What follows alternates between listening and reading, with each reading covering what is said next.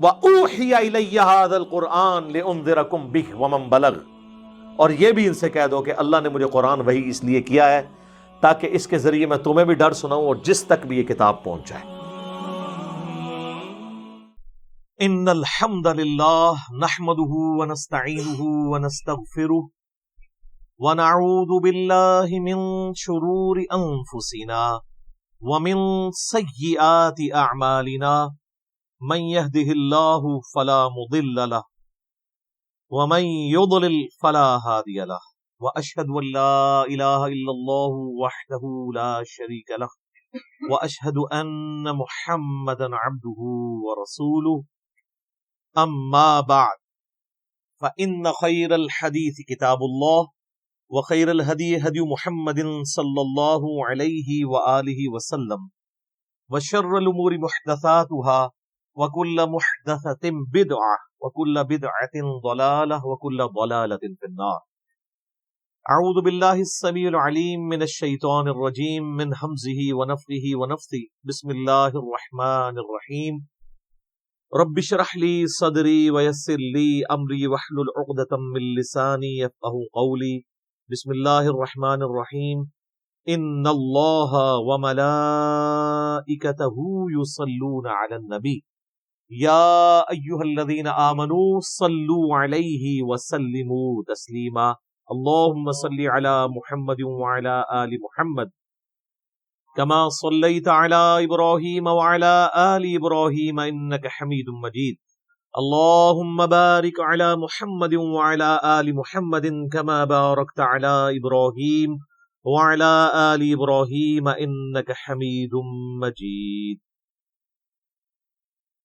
اللہم ربنا آتنا فی الدنیا حسنة وفی الآخرة حسنة وقنا عذاب النار، ربنا آتنا من لدنک رحمة وہیئ لنا من امرنا رشدا، لا الہ الا انت سبحانک انی کنت من الظالمین، حسبنا اللہ ونعم الوکیل، یا حی یا قیوم برحمتک استغیث ولا حول ولا قوة الا باللہ العلی العظیم، آمین۔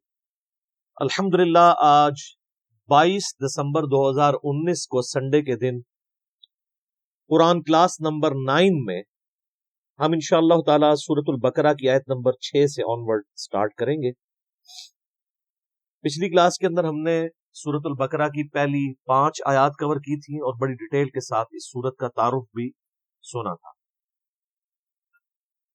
اس میں ایک اہم بات جو میں نے کی تھی کہ سورۃ البقرہ کے آغاز ہی میں اللہ تعالیٰ نے جو انسانیت میں 3 کیٹیگریز پائی جاتی ہیں ہر زمانے میں ان کا ذکر کیا ہے۔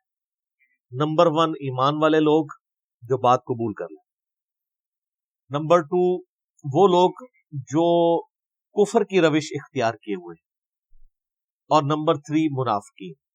دنیا کا کوئی بھی انسان آپ اٹھا لیں وہ ان 3 کیٹیگریز میں کہیں نہ کہیں فال کر رہا ہوگا، یا وہ ایمان والا ہوگا یا وہ کافر ہوگا یا وہ منافق ہوگا۔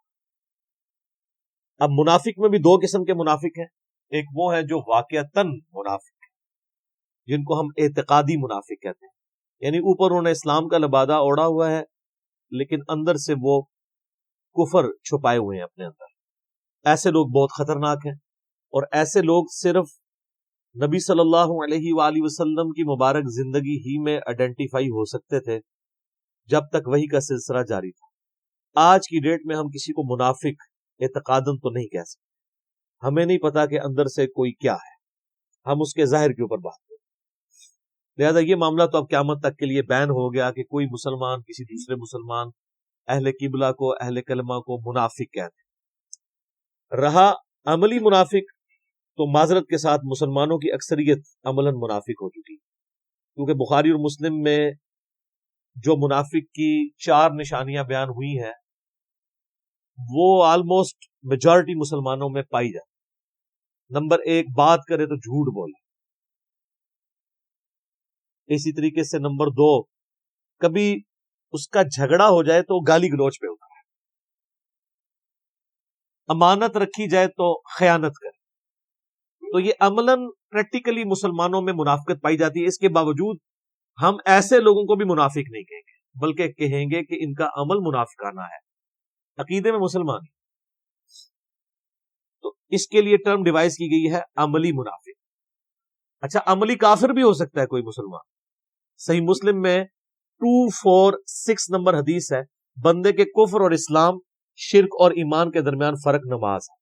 نماز نہ پڑھنے والا عقیدے میں اگرچہ مسلمان ہے لیکن عملاً وہ کافر ہے۔ کلیئر کٹ مسئلہ ہے۔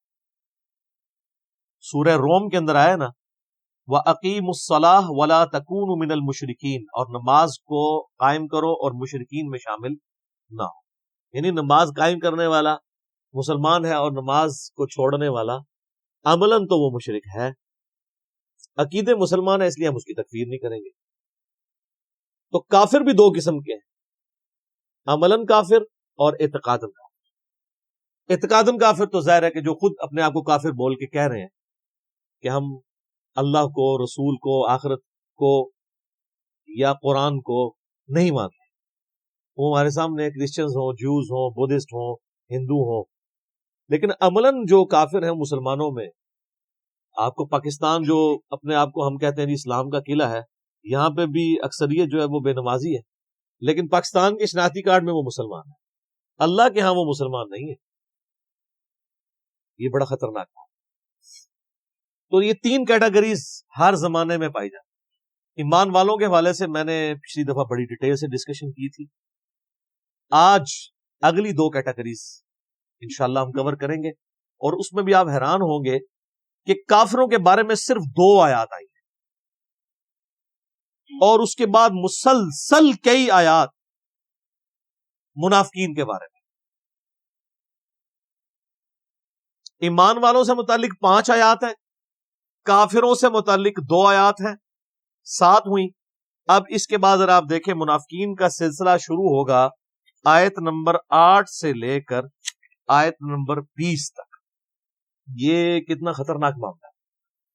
13 آیات مسلسل منافقین کے اوپر ہے، ایمان والوں پر 5، کافروں پر 2، اور باقی 13 آیات جو ہیں وہ منافقین۔ یعنی یہ منافقت والا جو ایشو ہے یہ بہت کریٹیکل ایشو ہے، اور وہ اس لیے ہے کہ منافقین صرف اعتقادی نہیں ہوتے، عملاً بھی منافق ہوتے، جو اس وقت پریکٹیکلی مسلمانوں کی اکثریت ہو چکی ہے لیکن ان کو پتہ نہیں۔ دوسری کیٹیگری، اعوذ باللہ من الشیطان الرجیم، بسم اللہ الرحمن الرحیم۔ ان الذین کفروا، بے شک وہ لوگ جنہوں نے کفر اختیار کیا، سواء علیہم، ان کے لیے تو برابر ہے، انذرتہم، کہ آپ صلی اللہ علیہ وآلہ وسلم ان کو آخرت کا ڈر سنائیں، ام لم تنذرہم لا یؤمنون، یا آپ صلی اللہ علیہ وآلہ وسلم انہیں آخرت کا ڈر نہ سنائیں، ان کے لیے برابر ہے، لا یؤمنون، وہ ایمان نہیں لے کر آئے۔ اچھا، اس کا یہ مطلب نہیں ہے کہ جو کافر ہے اس کو آپ نے تبلیغ نہیں کرنی ہے۔ یہ کتاب ہدایت پوری انسانیت کے لیے، ھدی للناس وبینات من الہدی والفرقان، اس میں امپلائیڈ ہے ان الذین کفروا، بے شک وہ لوگ جنہوں نے کفر اختیار کیا ہے، جان بوجھ کی آنکھیں بند کی ہوئی ہیں، جس کو ڈاکٹر اسرار صاحب رحمہ اللہ تعالیٰ بڑی پیاری بات کرتے تھے کہ جو شخص سویا ہوا ہے اس کو تو آپ جگا سکتے ہیں، اور جو آنکھیں بند کر کے لیٹا ہوا ہے اس کو کوئی نہیں اٹھا سکتا، کیونکہ وہ پہلے ہی جاگ رہا ہے، جاگنا چاہتا نہیں۔ تو ایسا شخص جس کے اوپر حق اور باطل واضح ہو چکا ہو، اس کے باوجود وہ جان بوجھ کے کفر کی روش اختیار کرے، اس کے لیے قرآن میں کوئی ہدایت نہیں۔ یہ بڑا خطرناک ہے۔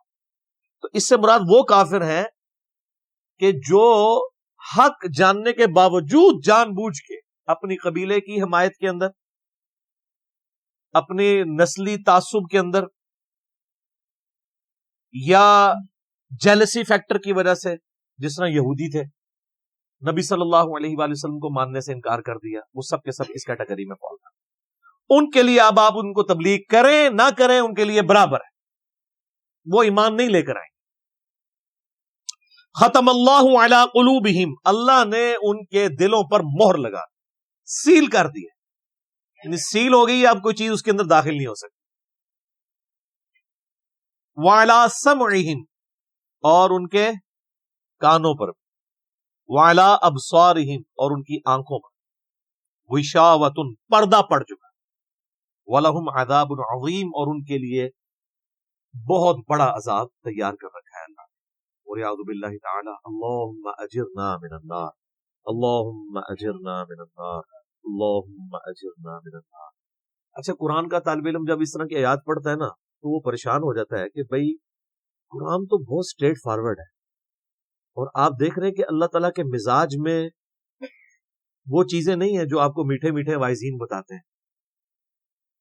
اس لیے میں کہتا ہوں کتابوں کا خدا اور ہے اور بابوں کا خدا اور۔ قرآن بہت سٹریٹ فارورڈ ہے، کیونکہ یہ کلام کرنے والا کون ہے؟ اللہ،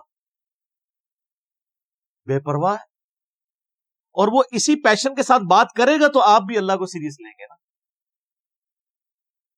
اور اگر آپ کو یہ کہانی کرائی جائے گی، خیر ہے، جیسے ایک نانی ماں ہوتی ہیں، ایک دادی ماں ہوتی ہیں، تو اللہ تعالیٰ تو نانی اور دادی سے بھی بڑھ کے رحم کرنے والا ہے۔ یہ کہانی یہ کس آیت میں، کس حدیث میں لکھی ہوئی ہے یہ بات؟ اور میں اس کو پھر اینٹی وینم الزامی جواب کے طور پہ، پھکی کے طور پہ کہتا ہوں کہ اگر یہ نانی دادی اور ماں کے ساتھ آپ اللہ کو تشبیہ دے رہے ہیں اس کی محبت کو، تو کیا یہ نانی دادی اور ماں والی محبت اللہ تعالیٰ کی ابو جہل اور فرعون کے ساتھ بھی ہے؟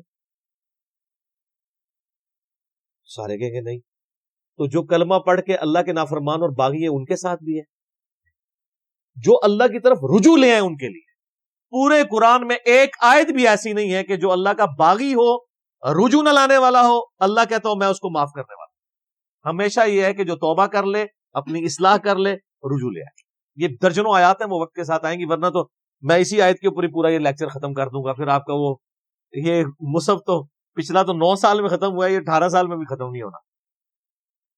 لیکن جنرل میں بات ضرور کروں گا تاکہ آپ کو ایک کنسیپٹ کلیئر ہو کہ جو باتیں بتائی گئی ہیں بالکل نان سینس باتیں ہیں، اس طرح کا کوئی کنسیپٹ نہیں ہے اسلام میں۔ ایک میرا یوٹیوب پہ کلپ بھی ہے، اللہ کی رحمت سے دھوکہ، وہ آپ کلپ دیکھیں، میں نے اس میں کراس ریفرنس کے طور پہ کئی آیات پیش کی ہیں، یہ آپ کو بالکل کہانی کرائی گئی ہے۔ اللہ تعالیٰ اپنے معاملات میں بہت سخت ہے۔ اچھا، اس کی وجہ سے بعض لوگوں کے دماغ میں یہ بھی آ جاتا ہے کہ یار اللہ تعالیٰ دیکھو مور لگا دیتا ہے، نعوذ باللہ، اللہ تعالیٰ کی اپروچ بڑی کوئی فنیٹک والی ہے، نعوذ باللہ۔ ایسا نہیں ہے، یہ ان لوگوں کے لیے جو جان بوجھ کے حق سے اناد کرتے ہیں، تو پھر اللہ تعالیٰ کہ غضب کا کوڑا ان پہ پڑتا ہے کہ یار ان کو بات سمجھ بھی آ گئی تھی، اس کے باوجود انہوں نے یہ کیا ہے، اب میں ان کو نہیں چھوڑوں گا، اب ان کے اندر ہدایت داخل بھی نہیں ہو سکے گی۔ یہ بہت، یعنی اس کو کہتے ہیں پوائنٹ آف نو ریٹرن۔ اب اس پہ اللہ تعالیٰ کو کوئی پوچھ نہیں سکتا، اس کو اللہ نے بین کیا۔ لا یسأل عما یفعل وهم یسألون، اللہ کو کوئی نہیں پوچھ سکتا اس نے کوئی کام کیوں کیا، اللہ ہر ایک کو پوچھ سکتا۔ یہ اللہ کو گلا نہیں کیا جا سکتا، رب ہے، مالک ہے، اس نے اپنے لیے رول طے کی ہے کہ بھئی جب پوائنٹ آف نو ریٹرن پہ کوئی بندہ پہنچے گا، سچائی قبول کرنے کے باوجود وہ حق سے اناد کرے گا، اس کو نظر آ جائے گی سچائی ہے، پھر بھی وہ اناد کر دے گا، پھر میں مور لگا دوں گا، آؤ پھر وقت کا پیغمبر بھی اس کو ہدایت نہیں دے سکتا۔ انک لا تہدی من احببت ولکن اللہ یہدی من یشاء، اے نبی جس سے تم محبت کرتے ہو تم بھی اسے ہدایت نہیں دے سکتے، اللہ جسے چاہتا ہے ہدایت دیتا ہے۔ ہدایت کس کو دیتا ہے؟ والذین جاہدوا فینا لنہدینہم سبلنا، جو لوگ ہماری راہ میں کوشش کریں گے ان کے لیے ہم اپنی راہیں کھولیں۔ اس کائنات کی سب سے ایلیٹ چیز ایمان ہے، جس کے اوپر ہمیشہ کی کامیابیوں اور ناکامیوں کا فیصلہ ہونے والا ہے۔ تو آپ کیا سمجھتے ہیں کہ آپ کو یہ راہ چلتے فٹ پاتھ پہ گری پڑی مل جائے گی؟ اس کے لیے کوئی ایفرٹ پٹ نہیں کرنی پڑے گی، اور دنیا میں جس چیز کی منفعت چند سالوں کے لیے ہو وہ بھی اتنی ایفرٹ پٹ کرنے کے بعد ملتی ہے، اور جس سے ہمیشہ کی کامیابیاں آپ کا مقدر ہونے والی ہیں، آپ سمجھتے ہیں کہ وہ آپ کو چنگے جی لگ جائے گی، مفت میں ہی مل جائے گی؟ نہیں، ناٹ ایٹ آل۔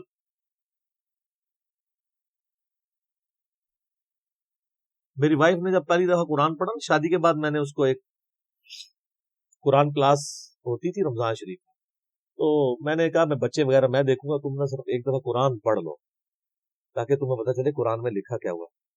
قرآن آپ اکیلے بیٹھ کے تو ظاہر ہے اس طرح نہیں ہے، اب ایک ماحول ہوتا ہے، ایک ڈیکورم ہے، کلاس ہے جس طرح یہاں لوگ بیٹھ، تو رمضان میں پورا قرآن اس نے مکمل کیا نا، تو میں نے اس سے پوچھا تم نے کیا یعنی اس سے حاصل کیا؟ اس نے کہا جی اللہ بہت سخت، اور جس خدا کا تعارف ہمیں ہمارے ماں باپ اور یہ معاشرہ کرواتا ہے وہ خدا نہیں ہے جو قرآن میں ہے۔ اللہ تو اپنے معاملات میں بہت صاف ہے. یہ کتاب انذار ہے، تبشیر اور بشارت ان کے لیے جو بات مانتے ہیں. جو نہیں مانتے ہیں ان کے لیے عذاب کا کوڑا ہے یہ کتاب. کیونکہ اللہ ہے نا، یہ کائنات اس نے اس لیے بنائی ہے کہ آپ جانوروں کی طرح کھائیں پیئیں، اولاد پیدا کریں اور مر جائیں. انسان کو اس نے اپنے لیے پیدا کیا ہے، پوری کائنات انسان کے لیے، اور انسان کو اپنے. وما خلقت الجن والانس الا لیعبدون. اچھا یہ جو بات ہے نا، ختم اللہ علی قلوبہم وعلی سمعہم وعلی ابصارہم، مہر لگا دی ان کے دلوں پر، کانوں پر، آنکھوں پر، پردہ ڈال دیا، اب عذاب ہی ان کو آئے. یہ آپ نے اگر بات سمجھنی ہے نا تو آپ پارہ نمبر 7 کے آخری صفحے پہ آئے، سورۃ الانعام میں آیت نمبر ہے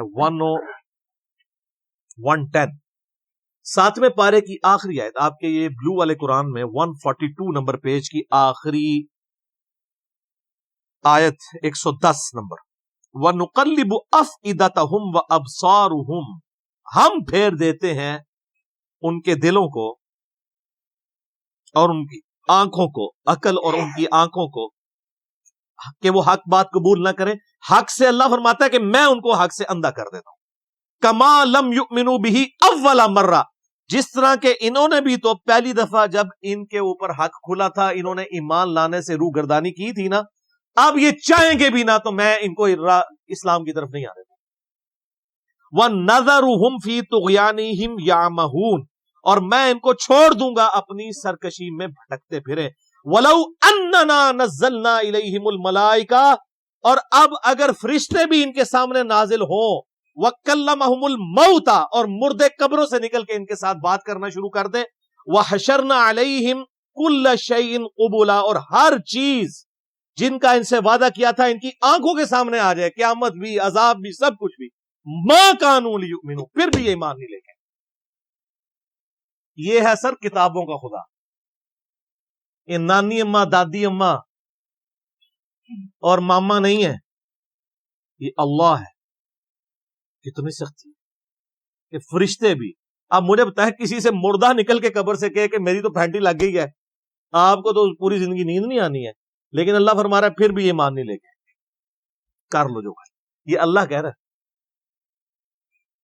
ہاں الا ان یشاء اللہ، ہاں اگر اللہ ہی چاہے زبردستی کسی کو اس طریقے سے ہدایت دے تو وہ الگ بات.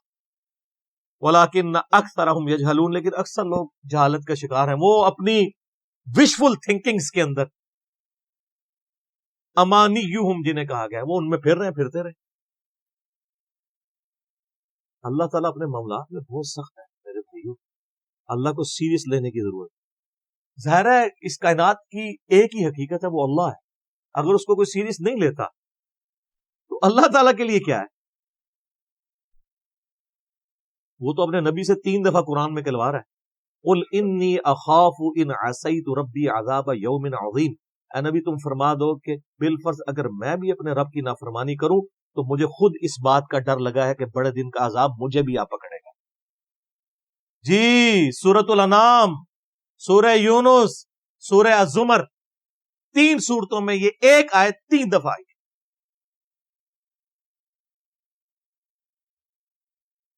آپ مجھے بتائیں جو آپ کو کہتے ہیں جناب ہم بخشوا لیں گے، ہم اپنے مریدوں کو لے جائیں گے، اور تو انہوں گھنگن نہیں دینا کسی نے اسے. تو یہ اس لیے کہ نہ انہوں نے خود قرآن پڑھا ہوا ہے اور نہ آپ کو پڑھنے دیں گے، ورنہ آپ کا دماغ کھل.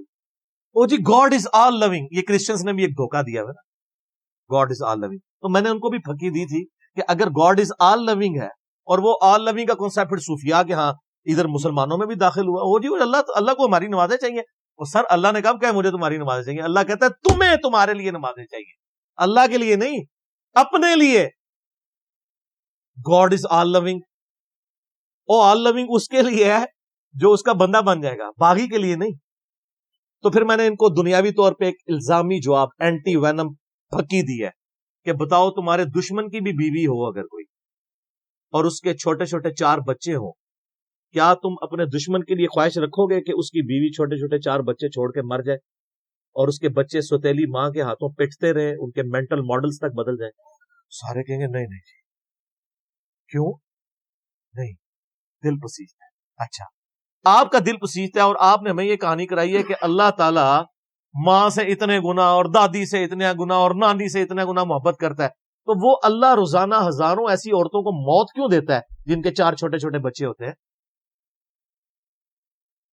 اس پہ ساروں کی زبانیں گنگ ہو جاتی. اگر وہ آل لونگ ہے کیوں موت دیتا ہے؟ آپ تو اپنے دشمن کی بیوی کو بھی موت نہ دیں، وہ روزانہ ہزاروں ایسی ماؤں کو موت کیوں دیتا ہے جن کے چھوٹے چھوٹے بچے ہوتے ہیں؟ اس کا مطلب ہے آپ نے جو احساسات ڈیولپ کیے ہوئے ہیں کہ اللہ اپنے بندوں کے ساتھ یہ کرتا ہے، وہ نہیں ہے. اللہ اپنے احساسات کا اسیر نہیں ہے. اللہ کے وہ جذبات نہیں ہیں جو آپ کے ہوتے ہیں. وہ بے پرواہ ہے. ہاں جو اس کا ہو جائے نا اس کے لیے معاملہ الگ ہے. وہ صحیح بخاری میں حدیث ہے کہ جس نے میرے ولی کے ساتھ دشمنی کی میرا اعلان جنگ ہے اس کے خلاف. اور انسان میرا قرب نہیں حاصل کرتا مگر فرائض کے ذریعے اور نوافل پہ استقامت کے ذریعے اس لیول پہ پہنچ جاتا ہے کہ میں اس کے ہاتھ بن جاتا ہوں جس سے وہ پکڑتا ہے، میں اس کے کان بن جاتا ہوں جس سے وہ سنتا ہے، میں اس کی آنکھیں بن جاتا ہوں جس سے وہ دیکھتا ہے، میں اس کے پاؤں بن جاتا ہوں جس سے وہ چلتا ہے. اچھا ادھر ہی حدیث روک دیتے ہیں صوفیاء اور وہ کہتے ہیں نہیں وہ خود ہی خدا بن گیا، ایتھوں ہاتھ پائے گا انج ہو جائے گا. وہ آگے پڑھو کیا لکھا ہوا ہے. وہ جب اپنے دشمن کے اگینسٹ مجھ سے پناہ طلب کرتا ہے میں اسے پناہ عطا کرتا ہوں. اگر وہ اللہ ہی سے پناہ طلب کر رہا ہے تو وہ پھر ہاتھ مارنے جو تو نا یہ ہاتھ بن جاتا ہوں، پاؤں بن جاتا ہوں، کان بن جاتا ہوں. اس سے مراد یہ کہ اس کا اوڑھنا بچھونا پھر میں ہی بن جاتا ہوں. قل ان صلاتی و نسکی و محیای و مماتی للہ رب العالمین. اے نبی تم فرما دو بے شک میری نماز، میری قربانی، میرا جینا، میرا مرنا سب اللہ کے لیے. اوڑھنا بچھونا اللہ بن جاتا ہے. اس حدیث کے آگے الفاظ ہیں اللہ تعالیٰ فرماتا ہے مجھے کبھی کسی معاملے میں ہچکچاہٹ نہیں ہوتی سوائے ایک معاملے کے کہ جب مجھے اپنے کسی مومن بندے کو موت دینی پڑتی. اللہ کہتا ہے میں بھی اس پہ ریلیکٹڈ ہوتا ہوں. کیوں؟ میرا بندہ موت کو ناپسند کرتا ہے.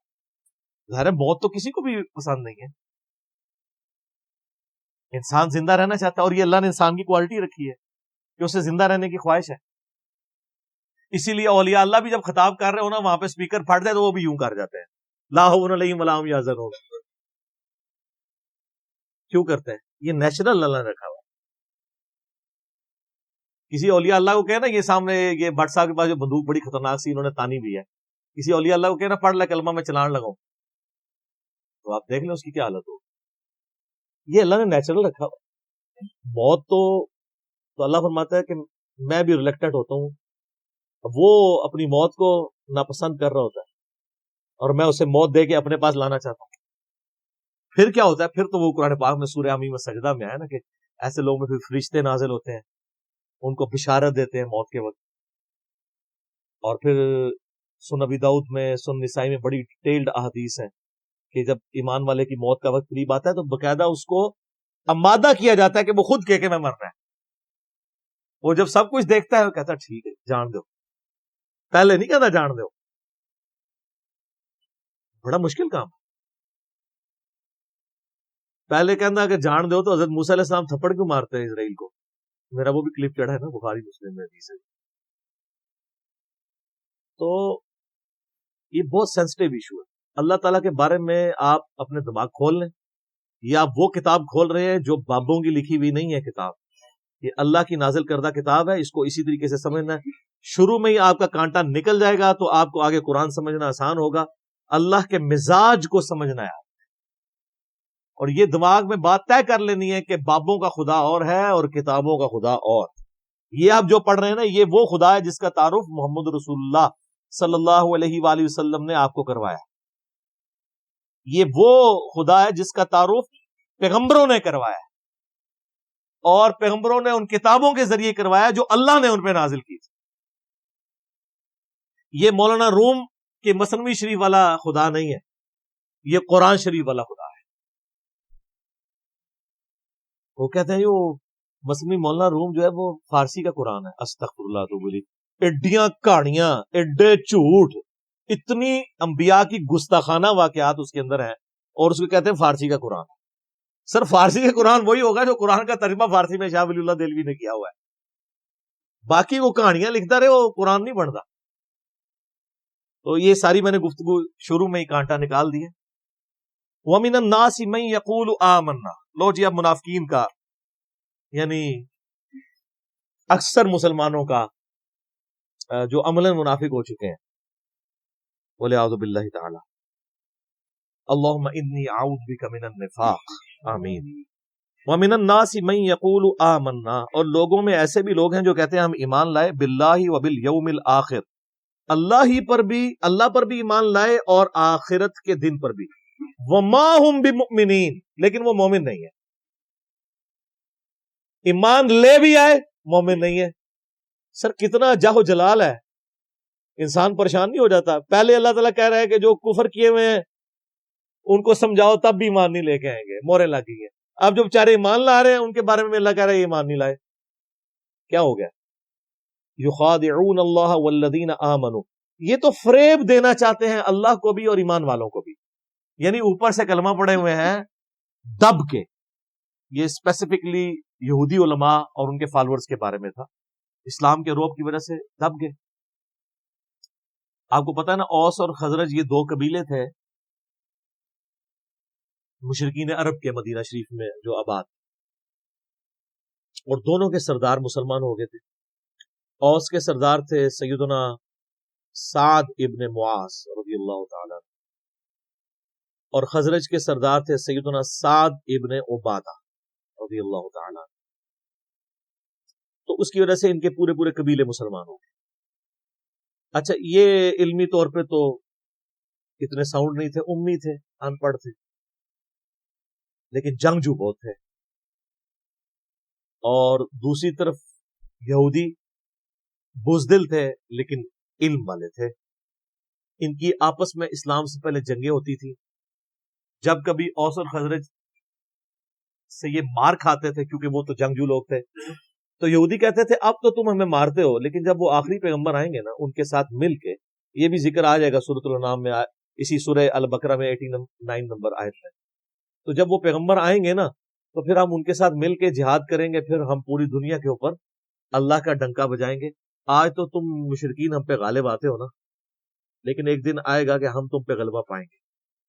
ये वो धमकी यहूदी लगाया करते थे औस और खजरज, लेकिन अल्लाह का करना देखे साथ, जब वो आखिरी पैगंबर आए तो सबसे पहले कुफर किया उन्हीं यहूदियों ने जो तड़ी लगाया करते थे, और सबसे पहले ईमान उन्हीं औस और खजरज ने कबूल कर लिया जिनको वो तड़ी लगाया करते थे। औस और खजरज जब हज के लिए पहुंचे ना, तो उनमें से कुछ लोग ने ऑब्जर्व किया, उनका यार ये वही पैगंबर लगते हैं जिनके बारे में हमें तड़ी लगाई जाती थी, इससे पहले कि यहूदी ईमान ले आए तुम ही इन पर ईमान ले आओ। और अल्लाह ने उन्हें दुनिया का इमाम बना दिया, और वो वहीं के वहीं पड़े रह गए। इसका मतलब है कि अगर आपके पास इल्म भी है, नॉलेज भी है, लेकिन आप हठधर्म है, आपके अंदर वक्त का पैगंबर भी आ जाए, आपको कोई फायदा नहीं होना। और अगर आप चिट्टे अनपढ़ हैं, जाहिल हैं, लेकिन हक कबूल करने का मादा मौजूद है, तो सर आज भी आपके लिए हिदायत दी। औस और खजरज ने इस्लाम कबूल कर लिए, लेकिन नबी इस्लाम की जो हिजरत मदीना से जस्ट पहले औस और खजरज एक यहूदी अब्दुल्ला इब्न उबई के ऊपर मुत्तफिक हो चुके हुए थे कि इसको हमने मदीने का सरदार बनाना है। लेकिन अल्लाह की करनी हुई कि वो दो जहां का सरदार हिजरत करके मदीना शरीफ आ गया सल्लल्लाहु अलैहि वसल्लम। तो जाहिर है वो पैगंबर भी थे, पॉलिटिकल लीडर भी थे, और दीनी लीडर भी थे। तो अब्दुल्ला इब्न उबई को किसने फिर पूछना था? तो इसलिए इसके दिल में यह कलक था। तो इसने फिर इसका हाल यही सोचा कि अब चूंकि मुनाफिक बुज़दिल होता है, मुनाफिक की पहली निशानी बुज़दिल होना है। बुज़दिल होता है जब भी तो वो हक बात कबूल नहीं करता, दोनों पार्टियों को खुश रखता है। नफक अरबी में कहते हैं सुरुंग को। सुरुंग के दो हिस्से होते हैं ना, दोनों तरफ निकले हुए होते हैं। यानी इधर जब जाएगा तो काफिरों को खुश करेगा, असी तो नाल हाँ जी, मुसलमानों के पास जाएगा तो मुसलमानों को खुश करेगा। क्यों? कि भाई अगर वो एक पार्टी के साथ लगेगा ना, तो दूसरी पार्टी के साथ जब जंग होगी या झगड़ा होगा तो उसकी भी लाइफ स्टेक पे लगेगी। तो वो तो होता है अपनी लाइफ बचाने वाला, इसलिए फिर मुनाफिकत इख्तियार कर लेता है कि जिस पार्टी का पल्ला भारी होगा मैं उसके साथ अटैच हो जाऊंगा। तो दोनों के साथ अपनी यारियां लगा के रखी होती है। जैसे यहां पे भी हमारे कई बड़ों ने बाहर यारियां लगाई होती हैं, जब इधर पिटते हैं तो फौरन जनाब रिटायर होने की देर है तो टिकट कटा के बाहर, आप इधर देखते रहे। हाँ, जब वो इधर होते हैं तो आप उनकी माशाल्लाह हुब्बुल वतनी के ऊपर तकरीरें सुन लें, उम्मत का जनाब लगता है पूरी पाकिस्तानी कौम का दर्द उनके दिल के अंदर है। बाद में पता नहीं किधर कौम गई, किधर गई कोई चीज, सब फारूक हो जाता। तो ये मुनाफिक बुज़दिल होता है। عبداللہ ابن ابی نے اوپر سے کلمہ پڑھ لیا. یہ نبی علیہ السلام کی مبارک زندگی کا سب سے نٹوریس کریکٹر تھا، جو شروع سے لے کے آخر تک آپ کے لیے ایک ذہنی جو ہے وہ تکلیف کا باعث بنا. غزوہ تبوک کے بھی بعد یہ مرا ہے، یعنی آپ علیہ السلام کی دنیا سے تشریف لے جانے سے کچھ عرصہ پہلے اس کو موت آئی. پوری زندگی یہ تکلیف آپ کو اس کی وجہ سے اٹھانی. وہ تو آگے سورہ توبہ آئے گی تو پھر اس کا ذکر تو چلے گا. اتنا ذکر تو آپ ابو جہل کا، ابو لہب کا اور ابو سفیان کا، جو بعد میں مسلمان ہو گئے تھے رضی اللہ تعالیٰ عنہ، ان کا نہیں چلے گا جتنا عبداللہ ابن ابی کا. تو اس نے دیکھا کہ اچھا یار یہ تو اب پھر میں پھنس جاؤں گا، بہتر یہ ہے کہ میں بھی کلمہ پڑھ لیتا ہوں. اور صرف کلمہ نہیں پڑھا، کھڑپینچی بھی شروع کر دی. جمعے والے دن مسجد میں پہلے آ جانا اور ادھر ادھر صفحے سیدھی کرانا، یہ وہ جس طرح ہوتا ہے نا کوئی لوگوں کو کھڑپینچی کا شوق ہوتا ہے، یہ کام اس نے شروع کیے، لیکن اندر سے اسلام کی جڑیں کاٹی. ایسا کریکٹر تھا. تو اللہ تعالیٰ نے فرمایا کہ یہ اصل میں یہ چاہ رہے ہیں کہ اللہ کو دھوکہ دیں. اللہ کو کیا دھوکہ دینا ہے؟ یہ نہ اللہ کو دھوکہ دے سکتے ہیں نہ ایمان والوں کو. وما یخدعون الا انفسہم، یہ تو اپنے آپ کو دھوکہ دے رہے ہیں. اور اس سے بڑا کیا ظلم ہوا ہے ان کے اوپر؟ خود انہوں نے کیا. وما یشعرون، انہیں شعور بھی نہیں ہے کہ یہ تو اپنے آپ کو دھوکہ دے رہے ہیں. اپنے آپ کو کیوں دے رہے ہیں؟ آخرت برباد کر رہے ہیں. ہمیشہ کی ناکامیاں ان کا مقدر ہونے والی ہیں. ہٹ درمی اور ضد کی وجہ سے انہوں نے حق کی دعوت قبول نہیں کی ہے. پہلے تڑی لگاتے تھے، بعد میں رہ گئے. ادھر بھی اس طرح ہی ہوتا ہے نا جناب. آپ دیکھ رہے ہوتے ہیں یہ جب کوئی گستاخانہ کارٹون فلموں کا مسئلہ، کوئی اس طرح کے ایشو اٹھتے ہیں، تو آپ کو ماشاءاللہ جو لوگ توڑ پھوڑ کرتے ہوئے سڑکوں کے اوپر گاڑیاں جلاتے ہوئے نظر آتے ہیں نا، پریکٹیکل ان کی لائف یہ ہوتی ہے. ان کو پوچھے تو ان میں سے کئی لوگ جمعے کی نماز بھی نہیں پڑھتے ہوتے، کیونکہ یہ کام کرنا بہت آسان ہے. اور معذرت کے ساتھ منافقین پھر بھی ان سے بہتر تھے. رکھ رکھاؤ کے لیے نمازیں وہ پڑھتے تھے. صحیح مسلم شریف میں حدیث ہے، عبداللہ ابن مسعود کہتے ہیں کہ نبی علیہ السلام کے مبارک زمانے میں اگر کوئی بیمار آدمی بھی ہوتا اور دو بندوں کے سہارے وہ مسجد میں آ کے جماعت سے نماز پڑھ سکتا ہوتا تھا، تو دو بندوں سے گھستا ہوا مسجد میں آتا تھا کہ اسے منافق نہ شمار کر لیا جائے کہ یہ نماز گھر پڑھتا ہے. تو منافق بھی ماشاء اللہ تعالیٰ تکبیر اولیٰ کے ساتھ نماز پڑھا کرتے ہیں. تو آپ مجھے بتائیں اس زمانے کے منافقین اور آج کے منافقین میں سے پریکٹیکلی ظاہر کے اعتبار سے کون سے بہتر منافق ہیں؟ وہ والے ہی. نبی علیہ السلام کی مبارک داڑھی میں بم دکھایا ان خبیثوں نے اور کارٹون بنائے. کتنے مسلمان نوجوان ہیں جنہوں نے توڑ پھوڑ کی بجائے کہا کہ جی انہوں نے داڑھی میں بم دکھایا، لو جی آج ہم داڑھی کی نیت کریں، نال ٹھوس. تو یہ ساری جذباتی ڈاکٹر، حق بات کے اوپر چلنا یہ بہت مشکل ہے. نعرے لگانا بہت آسان. تو اللہ تعالیٰ ماتا یہ اپنے آپ کو دھوکہ دے رہے ہیں، ان کو شعور بھی نہیں. فی قلوبہم مرض، ان کے دلوں میں تھا مرض. فزادہم اللہ مرضا، اللہ نے بھی ان کا مرض اور بڑھا دیا. دیکھیں یہ سٹائل دیکھیں گفتگو کا. ہمیں لوگ کہتے ہیں میٹھی میٹھی باتیں کرو. اللہ تو ہمارے ان کے دل میں بیماری تھی، اللہ نے ان کی بیماری اور زیادہ کر دی. آپ کے حساب سے تو ہونا چاہیے تھا بیماری تھی، اللہ نے ان کو شفا دے دی. ہاں، کتابوں کا خدا اور ہے اور بابوں کا خدا اور. اللہ بے پرواہ ہے، وہ بھیک نہیں مانگ رہا آپ سے کہ میرے اوپر ایمان لے کے آؤ. وہ تڑی لگا رہا ہے آپ کو. ایمان لاؤ گے تو ٹھیک، نہیں تو دوزخ میں جاؤ گے. یہ ذہن میں رکھیں.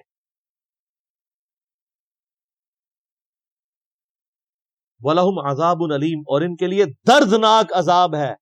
کافروں کے لیے آیا بڑا عذاب اور اس کے لیے سخت لفظ ہے دردناک عذاب. بما کانوا یکذبون، بسبب اس کے کہ انہوں نے تکذیب کر دی. تکذیب کہتے ہیں کہ سچائی کو ماننے کے باوجود جھٹلا دینا.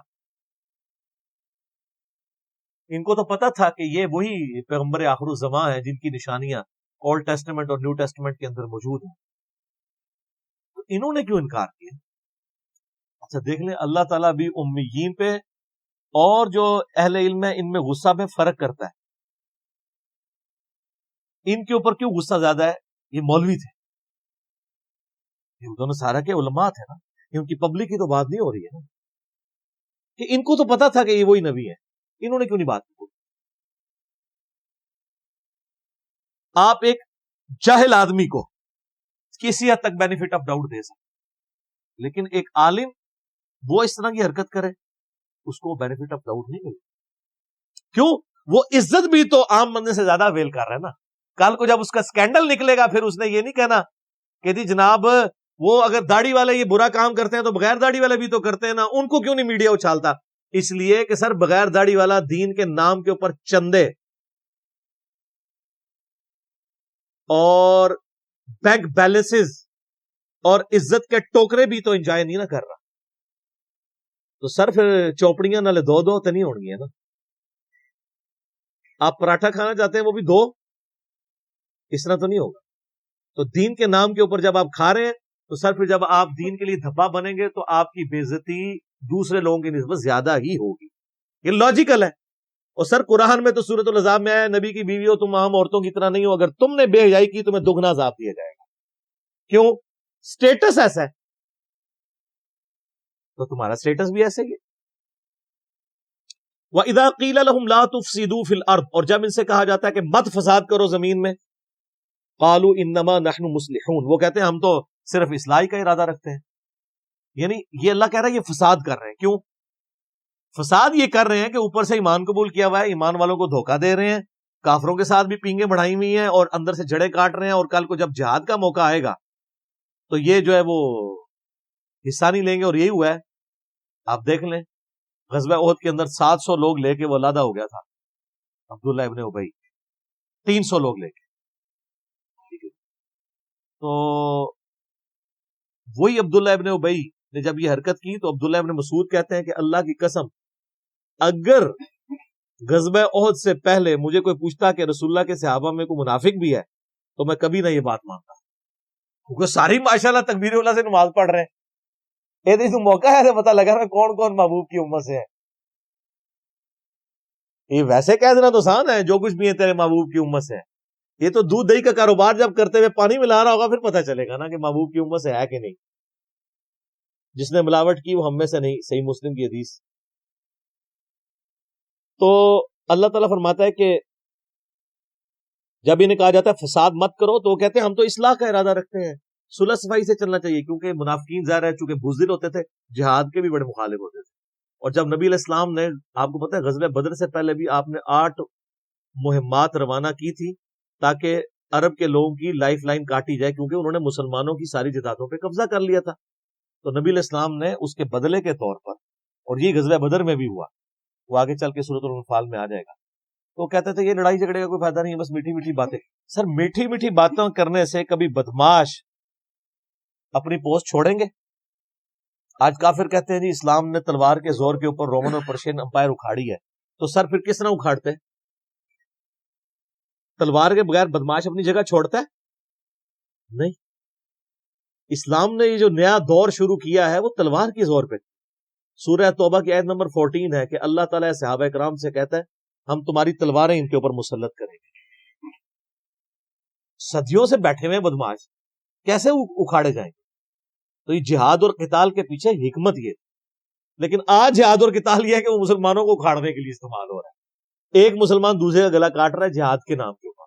سر آپ دیکھتے نہیں پچھلے 30-40 سالوں میں سعودیہ اور ایران کی پراکسی وار میں جو کچھ ہمارے ملک کے اندر ہوا ہے، اور وہ آج تک ہم اس چنگل سے باہر نہیں نکل سکے. تو کہتے ہیں ہم تو اصلاح کا ارادہ رکھتے ہیں.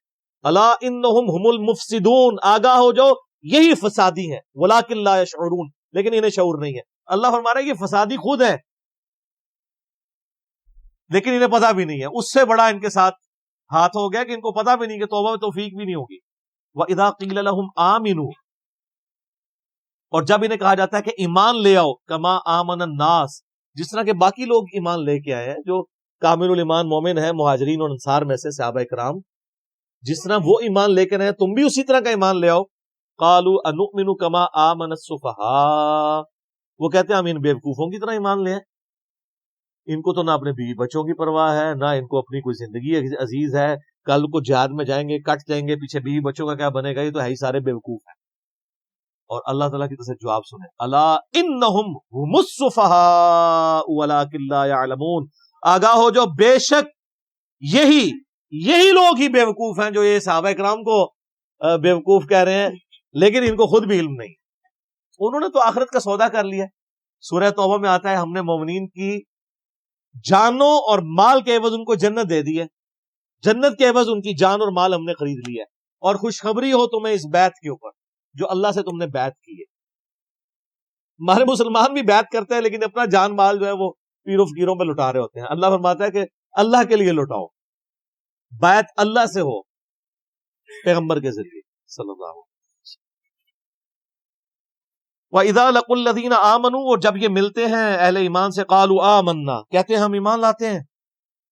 وَإِذَا خَلَوْا إِلَىٰ شَيَاطِينِهِمْ، اور جب اپنے شیطانوں کے ساتھ علیحدہ ہوتے ہیں یعنی دوسری پارٹی کے ساتھ، قَالُوا إِنَّا مَعَكُمْ، بے شک ہم تو تمہارے ساتھ ہیں، إِنَّمَا نَحْنُ مُسْتَهْزِئُونَ، ہم تو اوپر سے ہنسی مذاق کے طور پہ انہیں کہہ رہے ہوتے ہیں کہ ہم مسلمان ہیں۔ دوغلی بات۔ اور اللہ نے کہا کہ اپنے شیطانوں کے ساتھ جب ملتے ہیں، شیطان کن کو کہا؟ ان کافروں کو، ان کے سرغنہ جو علماء یہود تھے ان کو۔ اب کٹھے ہوتے ہیں اپنے شیطانوں میں۔ اچھا، شیطان لفظ کے دو مطلب ہیں، ایک ہے اللہ کی رحمت سے دور، اور ایک شیطان کا مطلب ہے جو حسد اور بغض میں بھرا ہوا ہو۔ یہ بیک وقت دونوں معنی شیطان کے اوپر فٹ آتے ہیں۔ اللہ کی رحمت سے وہ دور ہے کیونکہ مردود بارگاہ ہے، اور اس میں حسد اور بغض ابن آدم کا پایا جاتا ہے کیونکہ وہ یہ سمجھتا ہے کہ نہ اللہ مجھے آدم علیہ السلام کے معاملے میں آزمائش میں ڈالتا اور نہ میں مردود بارگاہ ہوتا۔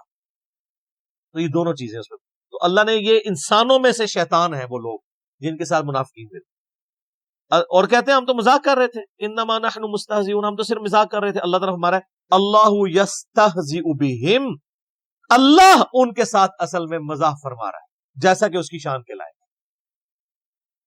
وَيَمُدُّهُمْ فِي طُغْيَانِهِمْ يَعْمَهُونَ، اور اللہ ان کو ڈھیل دے رہا ہے تاکہ اپنی سرکشی میں بھٹکتے رہیں اور سرکشی کریں تاکہ اور بڑے عذاب کے مستحق ہوں۔ اللہم اجرنا من النار، آمین۔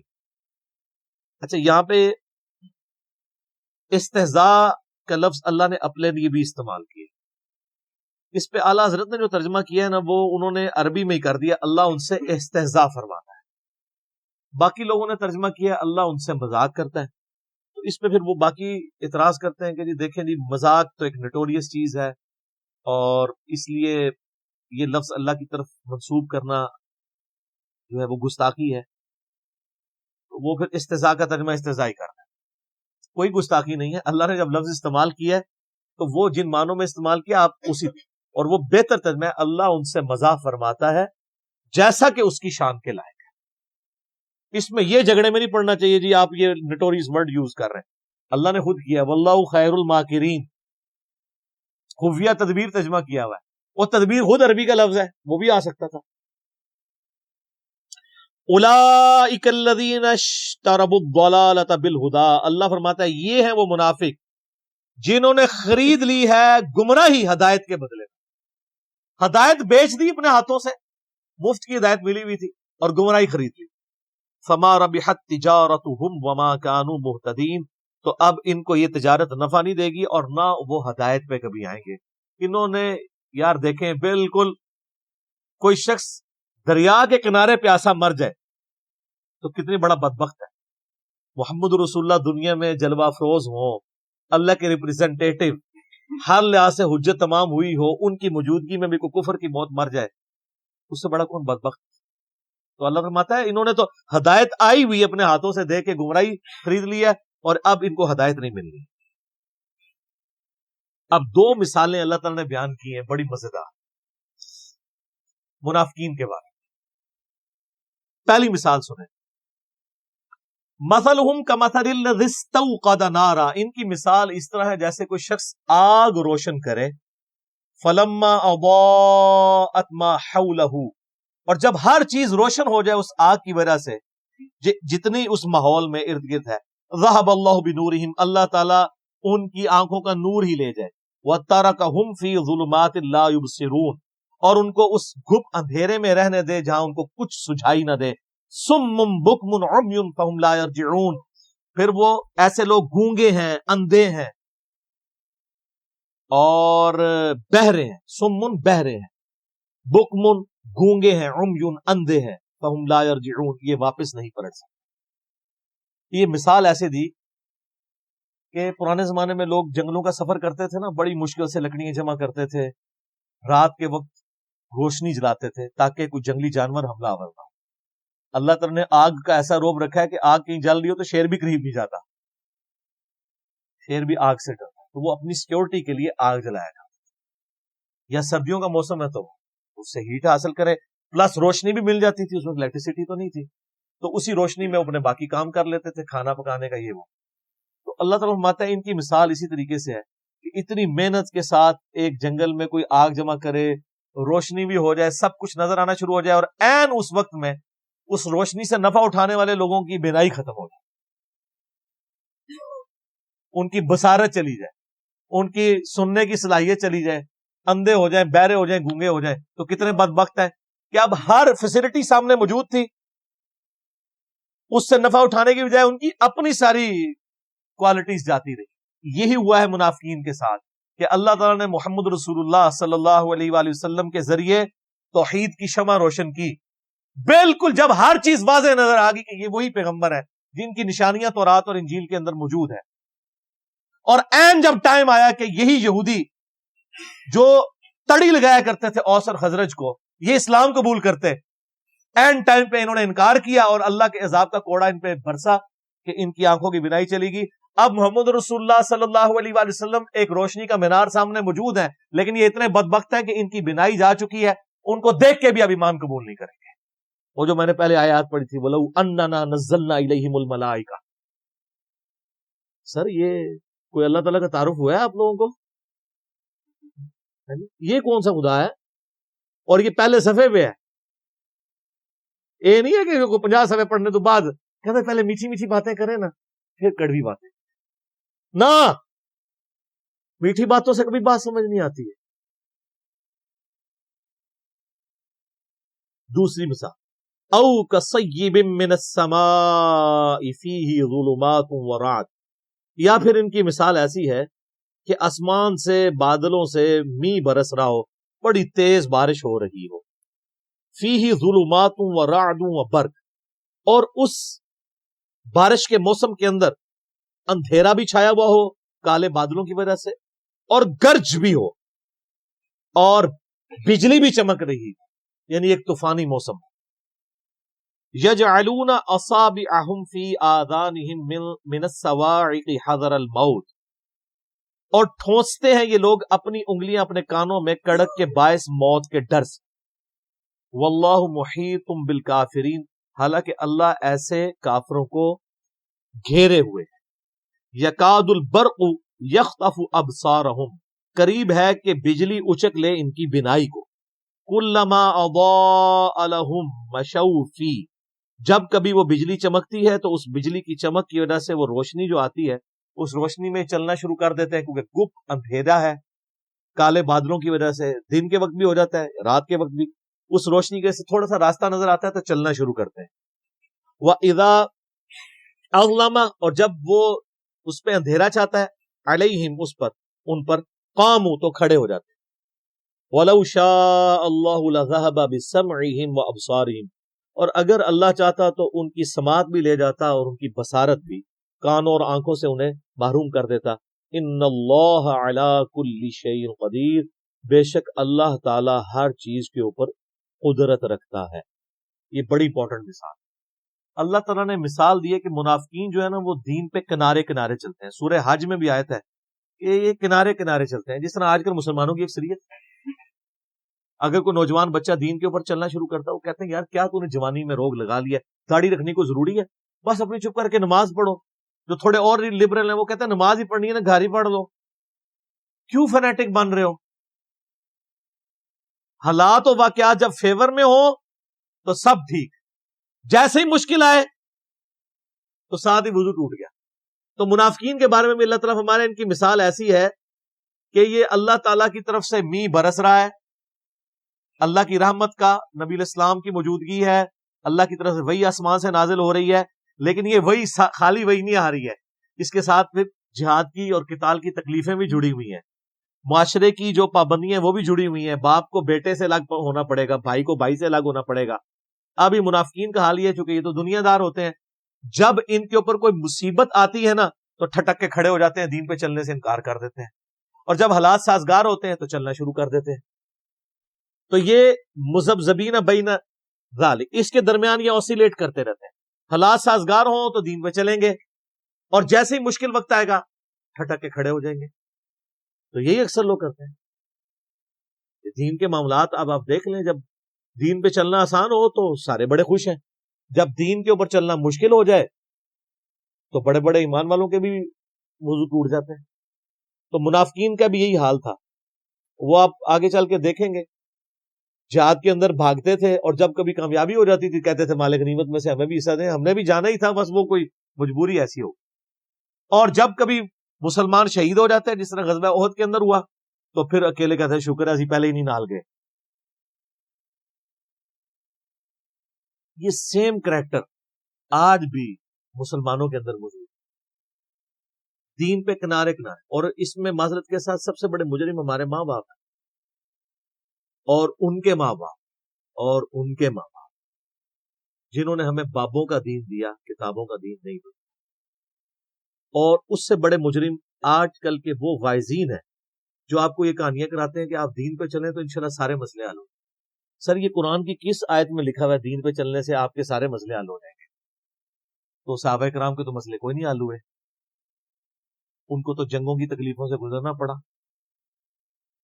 ابو عبیدہ ابن جرح جنہوں نے یرموک کے اندر رومن امپائر کو گرایا ہے، وہ تو طاعون کے مرض میں پھوڑوں پورے جسم میں پھوڑے نکلے اور اسی حالت میں دنیا سے وہ گئے ہیں. ان کی تو تکلیفیں کوئی نہیں، ان کو دعائیں نہیں آتی تھیں، ان کو وظیفے نہیں آتے تھے. اللہ کے محبوب صلی اللہ علیہ وآلہ وسلم کو اپنی 3 جوان بیٹیاں اپنی زندگی میں دفنانی پڑی. چوتھی کے بارے میں بتا دیا گیا یہ بھی آپ کی وفات کے 6 مہینے کے بعد فوت ہو جائے گی. 4 بیٹے بچپن میں فوت ہو گئے، 2 بیٹیوں کو ایک ہی دن طلاق ہو گئی. تو اللہ کے نبی کی مشکلات کیا دنیاوی آسان ہو گئی تھی؟ صحابہ کرام کی دنیا میں کیا تکلیف آسان ہو گئی تھی؟ تکلیف جھیلنا آسان ہوگا، تکلیفیں کو نہیں ختم ہونی. ایک کنو کاٹ لو گا، وہ آسان اس لیے ہو جائے گا ان اللہ مع الصابرین، اللہ آپ کو صبر کی توفیق دے دے. بس تکلیفیں دور کوئی نہیں ہونی.